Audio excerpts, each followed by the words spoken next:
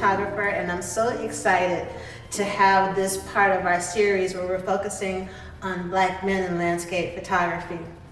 So with that being said, I'm not going to do a lot of talking. I'm going to sit up here and we're going to let Jermaine introduce himself and tell us, about him and where he's from. Okay, how you guys doing? My name is Jermaine Beckley, and I live here currently in the San Diego County in Chula Vista specifically. I'm originally from St. Louis, or actually East St. Louis, Illinois, but most people, they don't know where that's from, so sometimes I just say St. Louis. But that's where I'm from, Illinois. But I've been in California now for 20 years. Been here since 2001, so I guess you can call me official Californian. So. Okay, is that what it is? Yeah, I mean, I've been here longer than I've actually been from my hometown. So. Yeah. Okay, so yeah. Yeah. So yeah, I guess you can say that. so. So with you being here, tell us a bit on how you got started in photography. I got started, and it's every time someone asks me, I always have to think about like when I officially started. Like I bought my first camera, like I got in the Navy in 1994. In 96, I got into photography. Thank you for your service. Oh, you're welcome. In 96, I bought my first SLR camera. It was a Canon camera. Didn't know anything about. I'm sorry. I'm looking straight in the lens. Canon. Just wanted to bring note to that. And I knew nothing about photography, and so I was using everything on auto. But I still like taking pictures of things around or whatever. I was still, at that point, I liked taking pictures of nature and things like that. Mm-hmm. I took it with me overseas, shot in places like Italy and France and stuff like that. So it was primarily a camera, so while you're out traveling. Right. So I didn't know anything, but around, when I lost that camera, around 2000. Wait a minute, you lost it? Yeah. It actually was stolen. It was stolen. It was actually, someone had broke into my apartment. It was about 1999. Okay.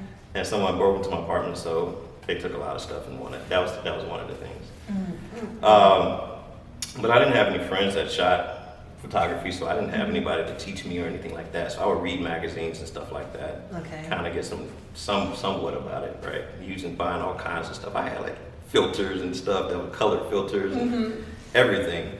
But then around when I lost it, I kind of wasn't doing anything. 2002, I bought a digital camera, point and shoot. It's a little Sony Cyber Shot. Yep, little Sony point and shoot, 1.3 megapixels. So the Canon that you had, what was an SLR? It was an SLR camera. Okay.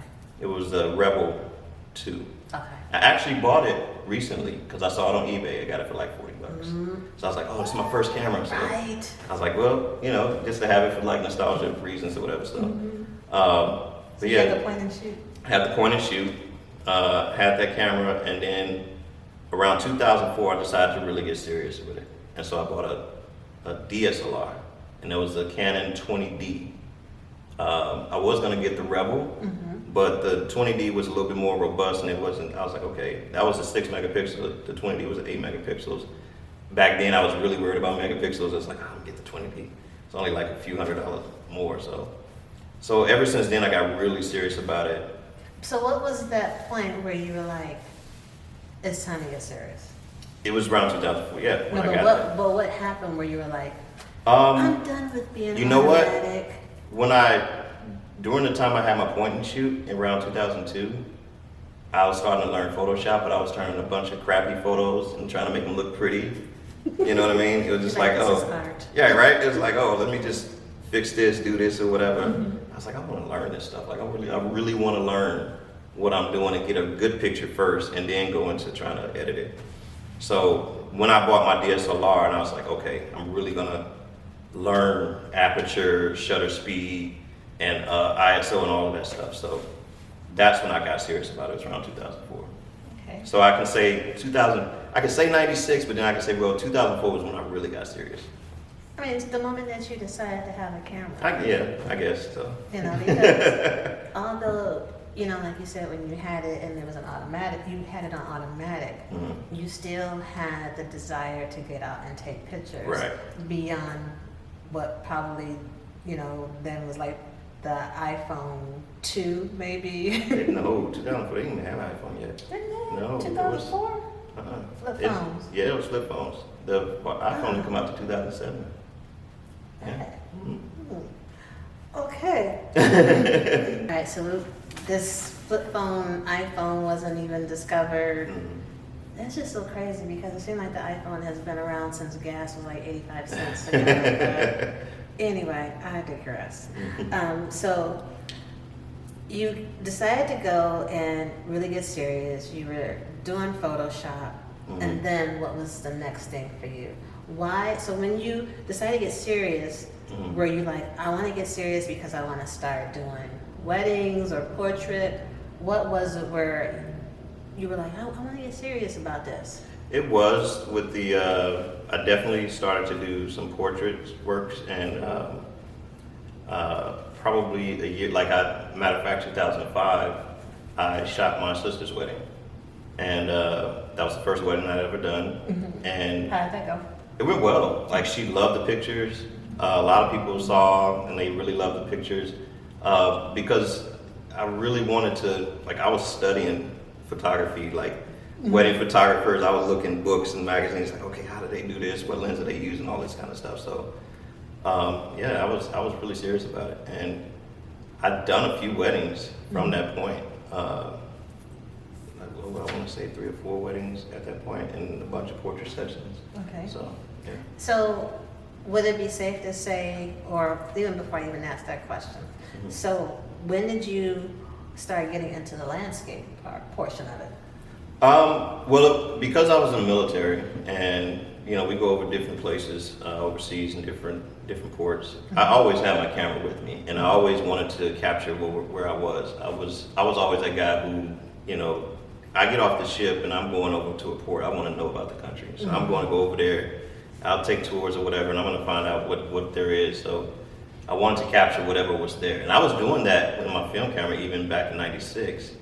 And so I was like, well, I got a digital camera. Let me do it with this. At least I can see what my results is right away. So yeah, I was always into it. It always had been in the back of my mind that I still love landscape photography. So and as a kid, people, my family know I was always an outdoor person. So Okay. yeah. So with you being in the Navy and traveling and doing the landscape, do you still dabble with weddings and portrait, or are you mostly focused on landscape now? I have, for the majority of my digital photography career, has been mostly portrait and weddings. I do actually have another wedding coming up, a family friend, next year, but I don't promote myself as that. I do even have 2 separate Instagram pages where one is mostly portrait work. Okay. So I can say I'm skilled at still doing portrait work, but it's not my focus anymore, just because, and you probably know what portrait work is, just like you always kind of dependent on the subject, the person that got to be there, right? And the timing and so it's like with landscape photography, you don't, it's just you and nature, you know what I mean? And the only thing you're dependent on is the light. You got to read the light, you know what I mean? It's just like, I'm here, the landscape ain't moving nowhere. I don't have to ask it to do anything. It's just like, okay, you give me the right light, I'm gonna try to find a composition, and hopefully we get something going. And that's what I like. Let me ask you this, since you're talking about light. There are the times, and being out there in landscape photography, as many of you know in landscape, where we have that vision, right? And we're watching the weather. We're checking apps on our phone to see if the conditions may be right. So for you, what happens when you do all this prep and you get there and Mother Nature is like, I got you, I'm getting ready to change the game? You know what? And that actually has happened to me quite a bit. It's happened quite a bit. Matter of fact, I was in Wyoming in April with my wife and some other people, and the weather wasn't cooperating, and we were walking in rain for like 2 miles, and it just never cleared up, and it was just like, Well, I'm gonna still try to get whatever I can with this, but So you took. I took pictures. Yeah, Okay. I took a picture. You said a picture? A picture. No, it was a few of them, Okay. but the one that I was looking for, it was just one picture. No, we're at in Wyoming. It was in Was it it's a national Park? Yeah, Grand Tetons National Park. Oh, it is Yeah. on the list. Yes, it's a beautiful place. I was Beautiful supposed to be place. going there next month, but Mhm. changed it. They probably got a lot of snow right now. Yeah, Yeah. that's fine. Yeah. And when I was there in April, that day it was a snowy weekend. That's the reason why I was kind of like, I'm not here at the right time. But it made up the last day because that same place that we went to, where it was snowing and raining, the day that we left and was getting ready to go to the airport because we came a little bit early, we was like, well, let me go back to that barn. And I drove there and it was a clear day and got a picture. Nice. Yeah, So it what worked do you out. enjoy most about your photography? You know what? Just the process of it. I love, you have an idea and then you just kind of, you want to use the skills and you obviously have to read the light and see what it's giving you and then just trying to find a composition and then, when everything works together, it's just beautiful, And what do you like least? I don't like editing a whole lot. I don't. And that's the reason why I'm so let me get it right as much as I can in the camera. That way I don't have to do a whole lot of editing. So no more of the automatic, you were way past wait, that. yeah. So it's like the manual settings. Mm-hmm. And so for you and, wanting to get it right when you have it in camera, what percentage of the time is it right? Or do you always have that where, because, we know pretty much like what we see and what we capture Right. can be totally different. Right, definitely. So for situations like that, how do you deal with that as, after you get that image? Are you looking at your DSLR, you're like, okay, this is pretty good, but I might want to tweak a little bit of the shadows? Actually, I pay more attention to my my histogram on the back of my camera. I've read on the whole thing about exposing to the right. So I look at that, and if my histogram is not clipping, then that's a base image that I know I can work with. Because it's like, okay, if I get it at this point, it's not clipping yet, and obviously I'm shooting raw when I'm shooting digital, and I can work from that. And I don't try to find scenes that are too contrasty, and so as long as that's not happening, then I'm okay. Okay. So, and then I work from there, and you can see it where obviously you get your composition good, but then when you get if you don't clip anything, or you use other tools like gradient filters or whatever filters, that can help you out a lot too. So. What do you feel to be the most challenging as it relates to capturing your subject matter?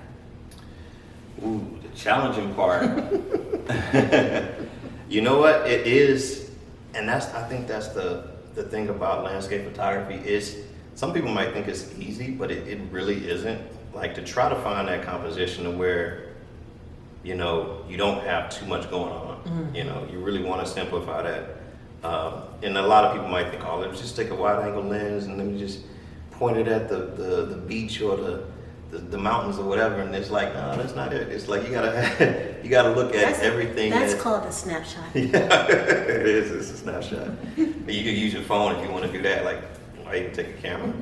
But yeah, when you get that composition and you're really paying attention to the elements, and there's always balance you got to have in that. You can either simplify it and make it like a kind of minimalistic type of image, or if you do got a lot going on in the scene, you still want to simplify and have some balance. So if you got something on the right, it has to balance with the left and not overtake it. And you still want to get your subject right. Like you want to be able to make sure you're focusing on that, what your main subject is. And then. So with that being said, what has been your most challenging landscape image? Most challenging landscape image. There was one that I like, and I did post it, and this is when I was in Washington last year. Okay. And it was in North Cascade National Park, and that place is not known by a lot of people, but it's a really nice park. Okay. It's a really nice park. but we were at the top of this, really top of this peak where you can overlook the mountains. And I was trying to get this, this kind of panoramic view, but there was this tree that's sticking right up in the middle of it. And I'm like, ah, and there was no way I could get that thing out of there. And I was just like, I can't move the camera up anymore, and I can't do that. So I mean, I left it in there. It's not too noticeable that much, but that is a challenge sometimes when you see something, but you can't, obviously it's nature, you can't move it out of the way. And I'm not too big of a person that likes to remove stuff out in Photoshop. I mean, I will if it's too distracting, but a lot of times I just leave it where it is. So. But so, when it comes to landscape and nature photography, how has that shaped the person that you are today? Like I said, I've always been into nature, even as a kid. But I think obviously with this pandemic that happened last year, that's what really got me into it. You know, when I don't know if you had a chance to go outside and drive on the highway when it was like nobody out there. Okay. Since we're on the subject, and for our viewers, and I'll open up and I'll say, this might not be nice, but realistically, when everybody was told to stay at home, it was like Christmas for me. It was. Oh my goodness. I was like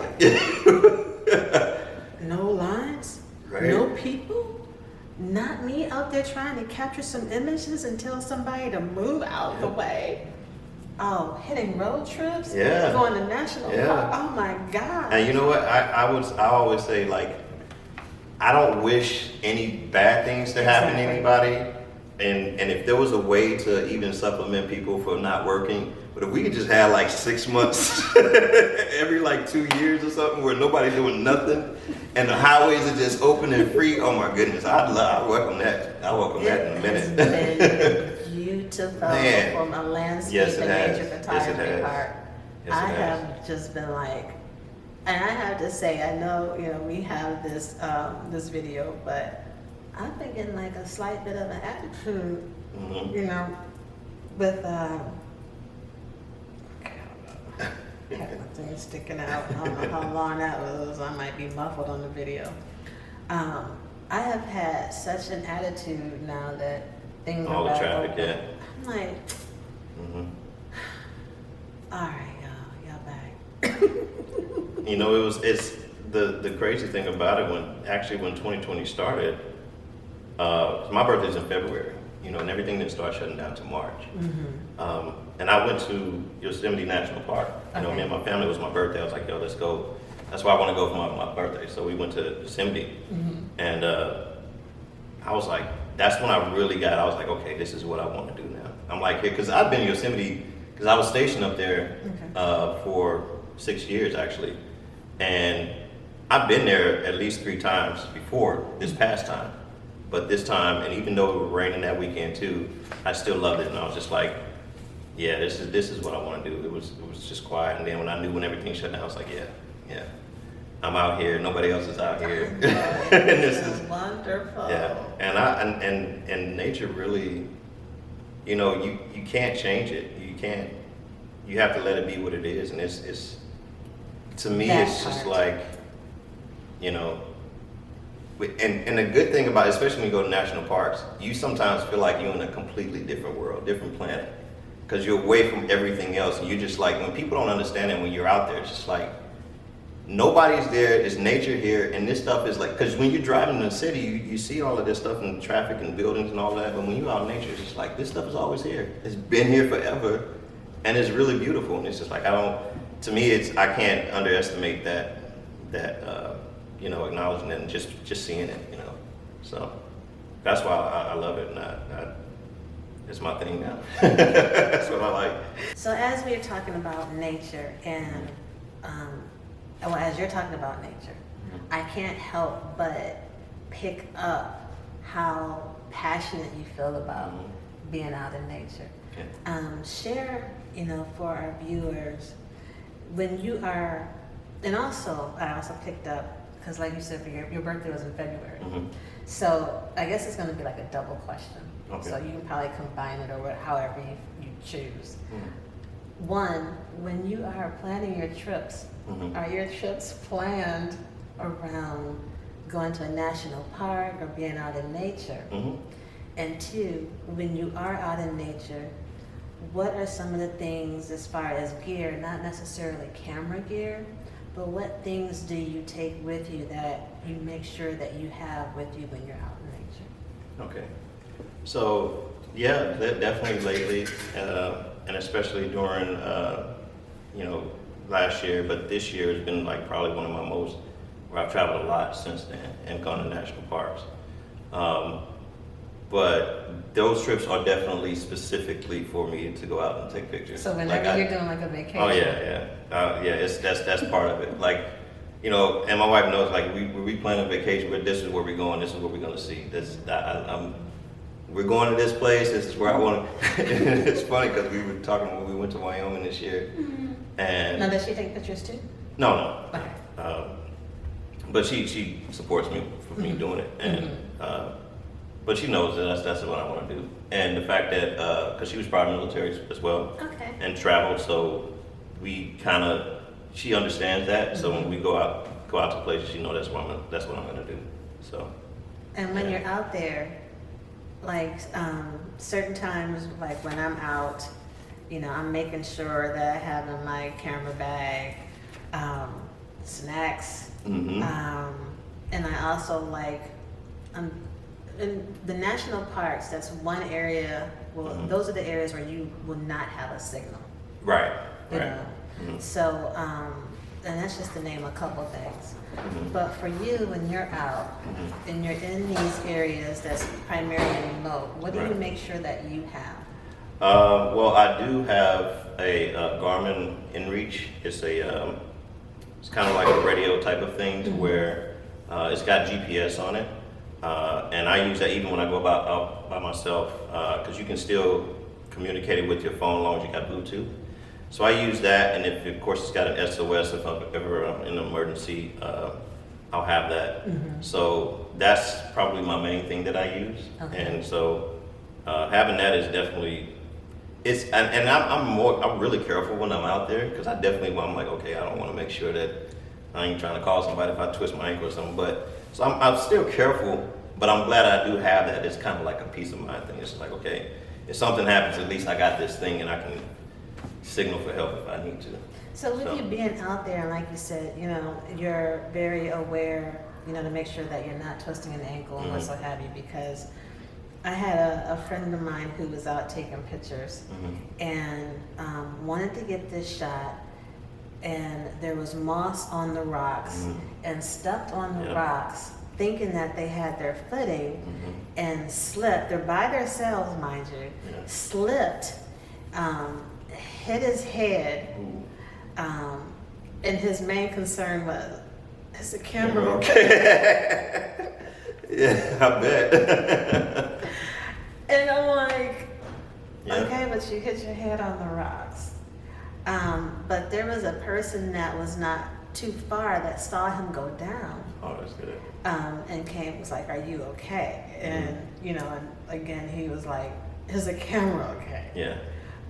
But like when you're saying you're out there and you have that Garmin, which I think I looked at that Garmin, I think they're like $300 for that InReach or It something. depends. Like if you can get the InReach Mini. I don't remember. I got the bigger one. Okay.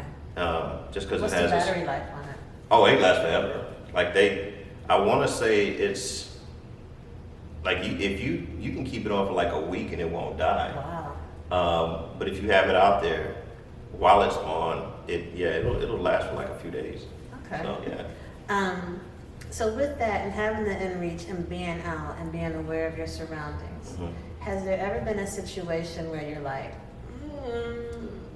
I kind of want to go down that road?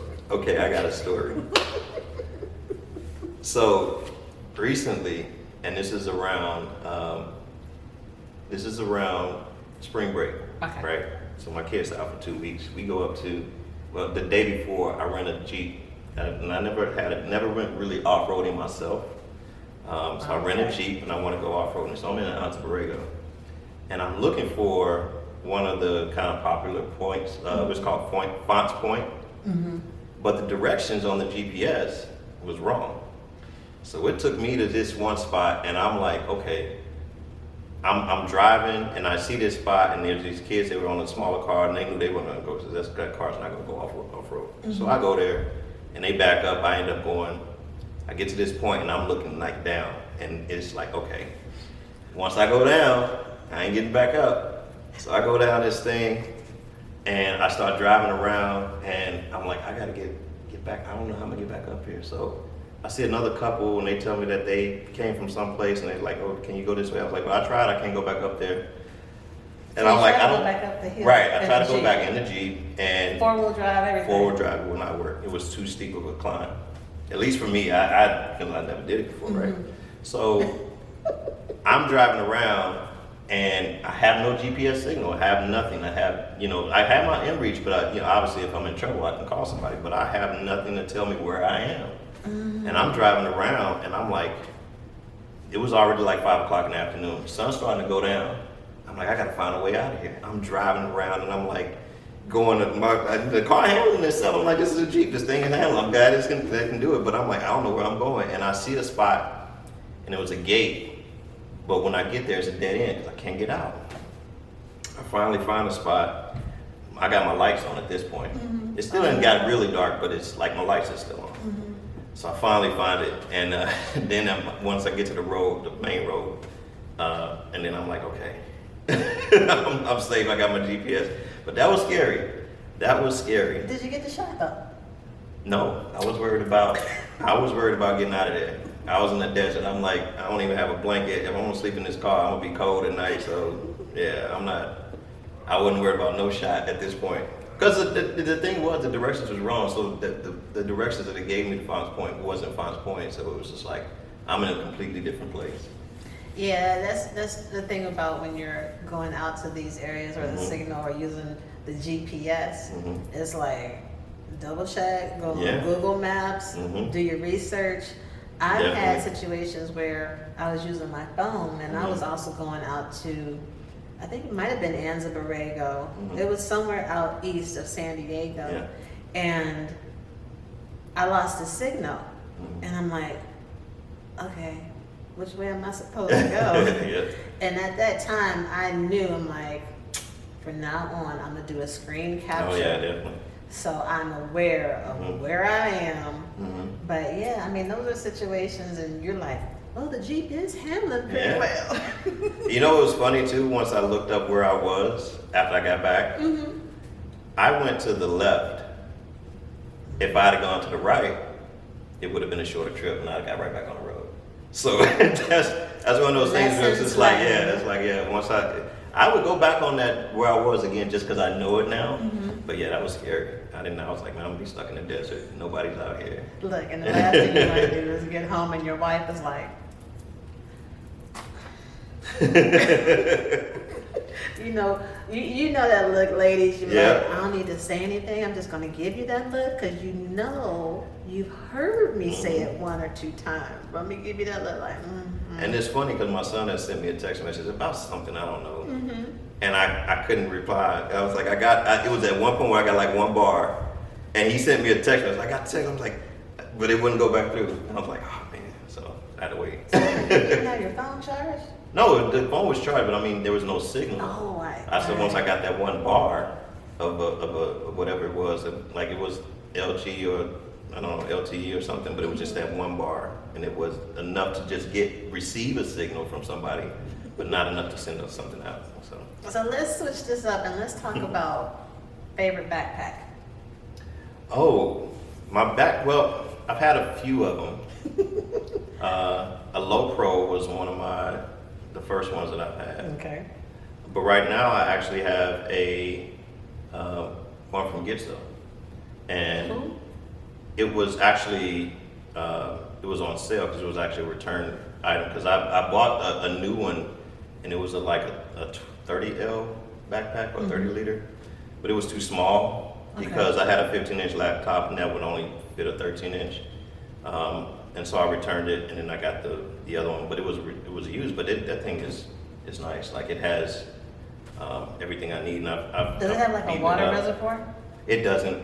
It doesn't, and That makes me nervous. I have a backpack that has a water Yeah. reservoir. And I'm like, okay. but what I really liked about it is the fact that I can put like 2 tripods in it. Like I can have one strapped to the back, Mm-hmm. and there's also a side Yeah. pouch that it can even go through the pocket on the side. So Okay. you can strap it to the side even if it's a longer tripod, and it'll go through the bottom of it. So that's my favorite one. Favorite tripod. What's your favorite My tripod? favorite tripod. You know what? I have to say and it was an expensive one. It was my guess though. It's a traveler one. Mm-hmm. It's the shortest one I have. It's the most. It hasn't filmed yet. It really is. When they saw it, I mean, it's expensive and it's worth the money. But then, Now, are you able to, is it stable with like a zoom lens? yes. Okay. But once I get to the heavier gear, like I have my 4x5 camera, I do have a bigger tripod, and that's made by what's the company? Manfrotto? No, Leo Photo. Okay. Leo Photo. They have one, and also have their tripod. Yeah, their tripods have 2 of their tripods, Mm-hmm. and that one is really robust because this thing is like taller than me. Like once I stand it up, it can go. And how tall are you? I'm 6'1". It's And the about tripod's the tall? tripod is like 78 or 79 inches. I I'm like wouldn't even 73. Yeah, you would need one to once it's at its tallest thing. The good thing about that is it's because the legs can extend so far. So say if I'm on a cliff and I need to have like support where I'm probably on the edge of the cliff, but then I need the leg to go down even further, I can shoot that leg out there and get the support where it's so much longer. So that's the beauty about having it that tall. Okay. Being out in nature, Mhm. we're on our feet. Yeah. We're hiking. Mhm. Favorite shoes? My favorite shoes is definitely my King boots. Okay. It's funny because I was gonna actually buy some Moab boots. I was looking for them at the exchange on the base. And they didn't have any, but they had Kings. And then I saw the Kings and I kind of researched them. I was like, well, they got them cheaper here on Amazon. The good thing about the place was like they'll match the price. So I got them for the same price. Those things are the best. They're the most comfortable boots. I recommend Kings. If you are looking for some boots to go hiking in, get some King boots. They are, I think I paid $110, $120 for them. And that's the thing. Yeah, people are like, oh, that's too expensive. Oh, those things are worth it. They're waterproof. I've even tested them in the water. I put my foot in snow and in water. Nothing gets in it. I mean, obviously, it depends on up to your ankle, because once it's past your ankle, you get water. But those things will keep your feet dry. Seriously. I swear by my King boots. I will buy some more. I still got them. I've hiked plenty of miles in them so far, and they're still good. So, King boots. Jacket. Jacket, I've had the same jacket for a few years, and it's made by Columbia. Okay. So yeah, Columbia makes some good gear. I got a jacket from them, but I am looking to get something from Patagonia, just because I like their kind of what they stand for. They're really a good company that makes good gear for outdoors, and they have a good I guess mission statement behind them. If you ever go to their website, you'll see that I've they're been to their website. Yeah. I'm outside a lot. okay. A lot. Yeah. A lot. So I want to definitely get some Patagonia gear. So, any preference? I'm gonna talk about weather. I would probably say I actually like the cold. Okay. I do. I like the cold. Because you didn't say anything about sandals. No, I'm not. You know what? I don't like being hot outside. And I've been in the desert when Don's Borrego, and like it's hot out there. The last shot I did out there was 109 degrees that day. But I prefer the cold because you can always dress up for it. Yes, and then of course I had hand warmers. I use these gloves. I want to get these new ones that are made by it's photography-gloves.com, I think is the website. But they have some really good gloves that actually the fingertips come out, so you can. Okay, so yeah, those are the ones I want. But Hey y'all, I better get on that. yeah, but yeah. Let's talk about advice. What advice would you give to people that are just getting into landscape and nature photography? I would say just getting out there. You gotta, you know, you definitely gotta just get out there and take pictures. Like regardless, you have to train your eye to see. And I'm always looking, even when I'm driving it. You know, I'm like, oh, that looks like a good spot. Like I pay attention all the time. Clouds. What's the light looking like? If I was in this spot right now, if I could pull over right now and take this picture, so I'm always in that mode of like thinking every time. But yeah, you just getting out there, learning your gear. That is the biggest thing that I can probably tell somebody. Like everybody wants to upgrade their cameras. I'm like, how much do you know about the one you got now? Right. Like, so learn your gear. Like that is the biggest thing. Like, so you know whenever your hands get cold and you're sweaty, it's just like, okay, I know what a menu is and I know where to set this or whatever. So yeah. Yeah, because a lot of people just, you always hear, and I'm sure that you hear it a lot too, when they look at your pictures, and we'll also share where you can reach Jermaine and see his work. And also we're going to be putting up some of his work here in the video as well. But people are so quick to say when they see a beautiful image, what camera did you use? Yes. And it's like, if I would have like the dinkiest, maybe even a disposable camera, I can still take a great image. You can, yeah. You know, so it's not always about the camera as it is a photographer. Right. You think so? Oh yeah, definitely. I think it's a combination of both. You know, any great photographer or any person who really loves photography and studies it, they can use any gear. Now, obviously, if you have gear that may be a little bit more expensive, it may make it easier on you to do certain things. But the gear doesn't really matter. Like, you know, if you can make a good image, you can do it with any camera. Ansel Adams didn't have a DSLR. No, right. He had the most basic, like you gotta change everything on it by itself. So yeah. So yeah, it's definitely not the gear. So I want to, before we wrap up the video, I want to touch on, you know, seeing other people of color out there in landscape and nature photography. You know, I know for me, it's like when I see someone, which I really don't, but you know, which I really see anybody, but you know, with this community and being able to see, you know, more of us out there taking pictures. I know what it means to me. What does it mean to you?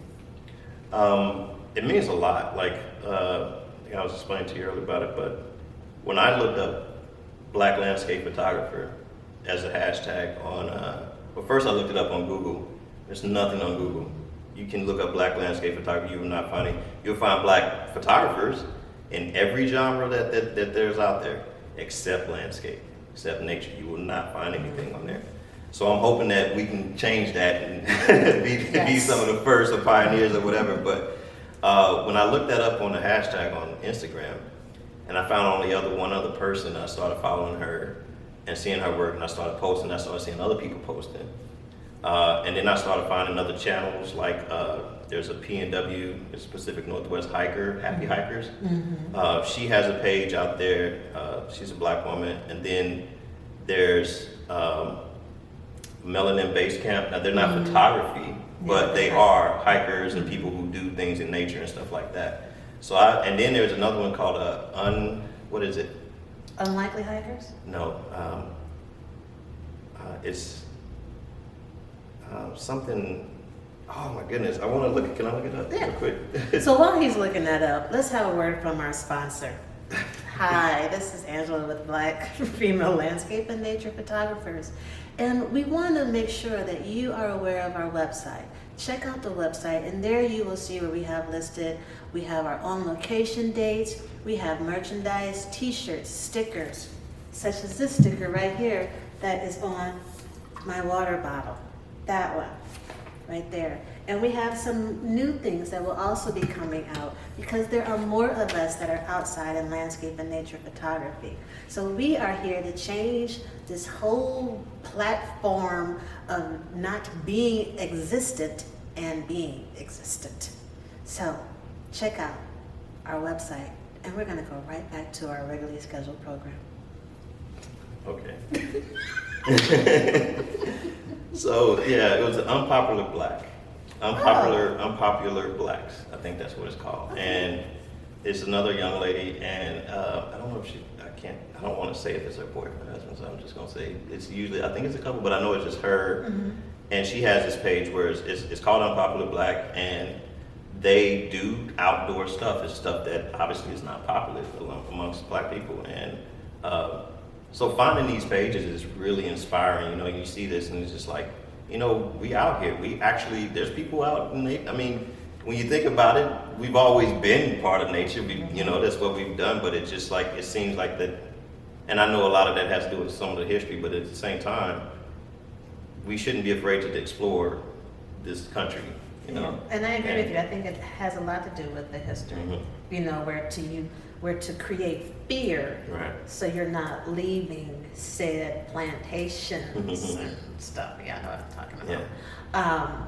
So, you know, and like you said, you looked up and you saw the hashtag, and at first it was just a few, and it's now starting to. It's starting to grow. There's a lot more people who are putting in that hashtag of black landscape photographer. So, you know, I'm loving that. I'm seeing that, seeing other guys and obviously you guys have your channel and everything like that. So I was happy once I saw that. Just from that, that's how I kind of found a lot of other people. It was like, okay, I found that person, then I found this person, then I found this person. Then when you had your channel, I found yours.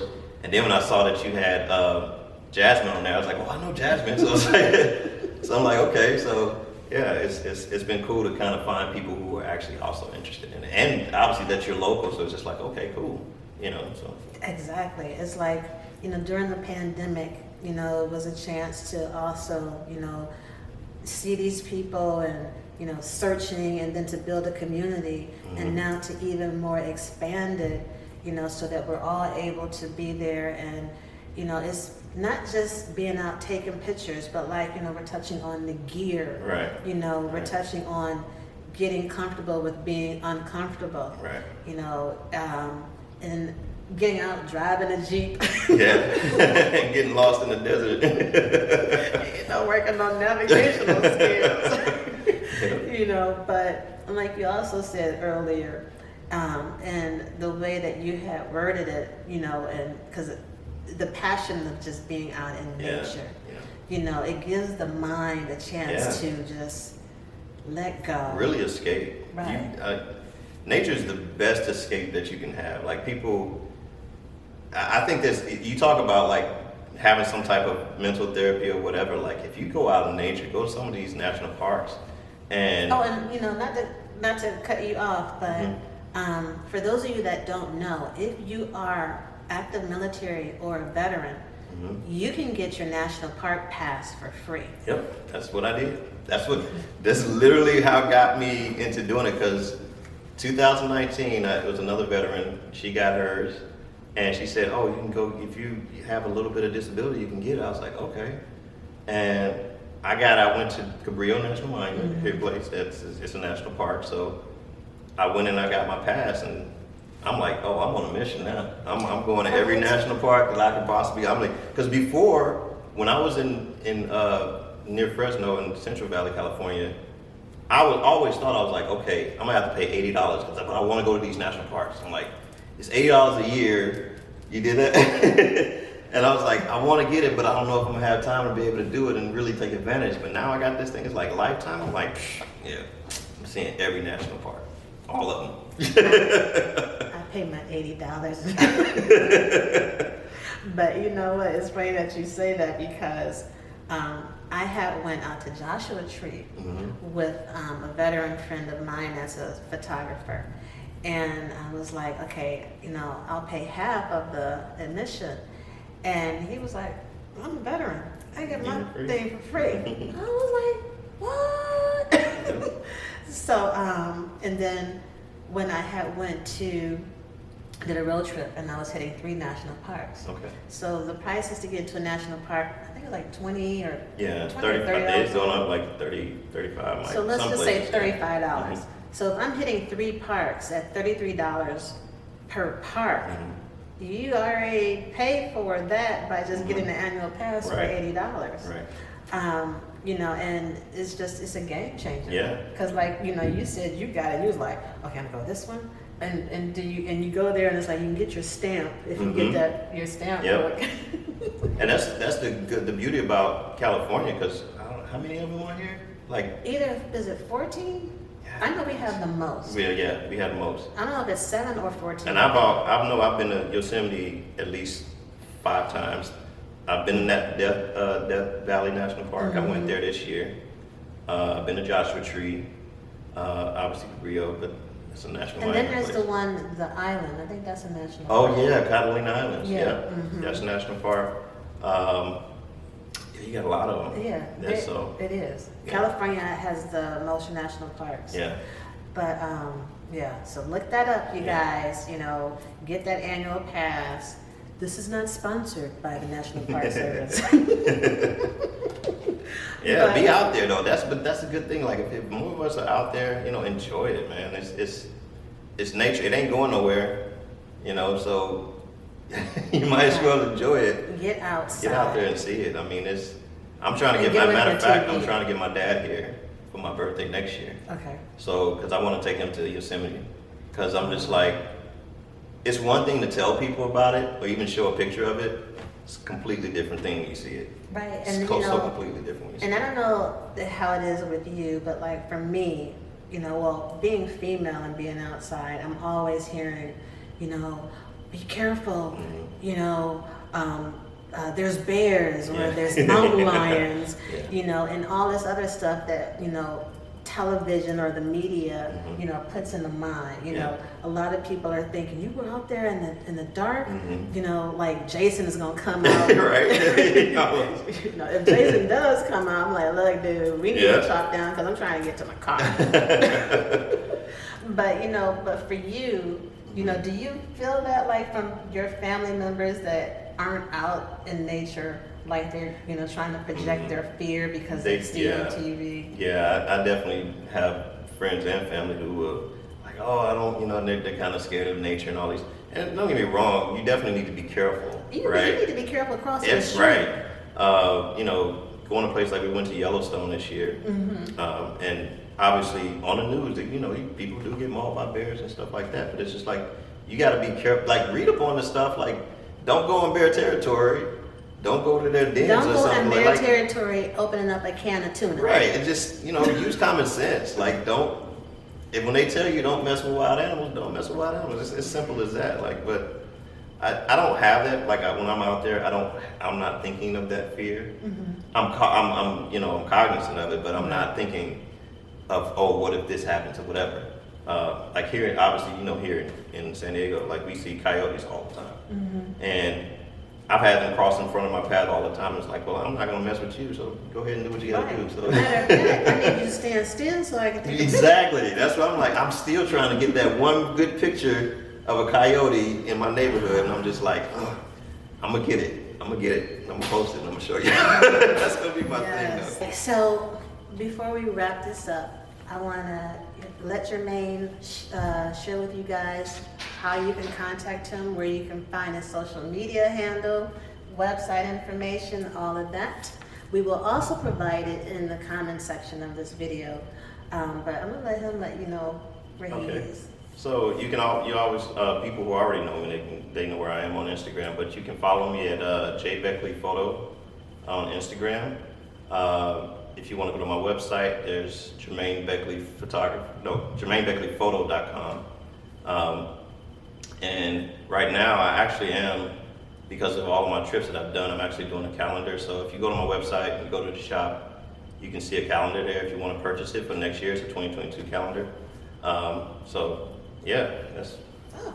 And we will be putting the calendar up, posted on our Instagram page as well, so that everybody will be aware of that. Because, you know, like we said, you know, we're trying to, you know, not trying to, we are building this community. Oh yeah, definitely. And many times, you know, people just aren't aware. You know, they're looking for a calendar and they'll just like order one, but you know, there are so many of us that have these calendars and these beautiful images. And you know, before I close this out, you know, I want people to also be aware when we are out here and we're hiking, that's hours, that can be 12 hours out there getting beautiful images. And, and for us, there's times where people will be like, wow, how much is that? Oh, that's a lot. Then you don't need to buy. Right. And we're not just talking about just coming outside of our front door, Oh, no. snapping an image. I drove 7 hours earlier this month, just to get some pictures. Right. So. That's time. That's our craft. And just like you had mentioned earlier about being in the Jeep, you didn't get the picture though because it got lost. Right. But so be aware of that. We want to let people know when you're seeing these calendars or these items for sale, there's a lot that goes behind it. A lot to go into that. Yeah. A lot to go into. I mean, the getting up early, the snot running down your nose because it's so cold. I mean, getting those shots, like the one shot, and maybe you can show it in the video. It's a picture of, I think, the one I sent you. Okay. And that one was, again, it was for my birthday. We were out and going to Death Valley. We were also in Lone Pine. And my wife and daughter were in the room asleep. I'm like, I'm getting up early. Like, it was still dark. You couldn't see nothing outside but the stars. I'm like, I want to get this shot early in the morning when the sun is going to hit the top of these mountains. So I want to get that afterglow on there. And it was cold. It was like 30 degrees outside. And California cold is different. For people who think, oh, it's just 30 degrees, it's different. 30 degrees is cold. I'm originally from Cleveland, Ohio. Yeah. My blood is thin. Yeah. It's cold. It's cold when it's 40. Yeah. It's just a different cold. It's a different type of cold, but it was cold that morning. And I was up there trying to get my camera up and set it up, but when that sun came up, it was beautiful. And I was glad I got that picture. I was like, this is worth it. Yeah. So but yeah, keep that in mind. Yeah. When you guys are, when people are looking like, I want to get that image, but it costs so much. Yeah, it's like all the work we put in. Come on now. There's a lot behind it. There's a lot behind it. But I just want to say thank you, Jermaine, for Very well. being available to do this interview and to share yourself with our viewers. It means a lot that we continue to grow our community. Yeah, definitely. I'm glad you contacted me about it. I was just like, oh yeah, definitely want to, hook up with people who are doing the same thing, because you want to find that community. You want to say, hey, we out here, we do this stuff too, and